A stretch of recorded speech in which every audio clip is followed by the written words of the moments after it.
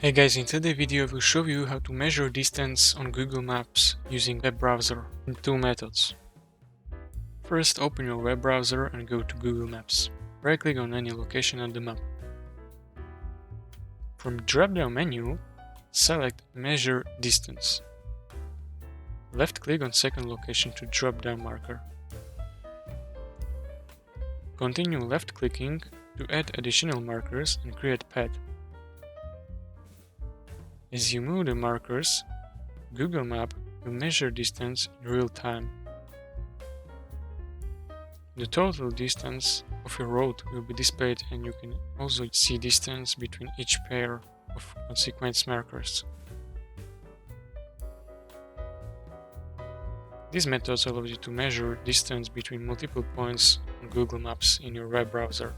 Or you can use the second method to measure roads, is by right-clicking on the mouse and select direction from here,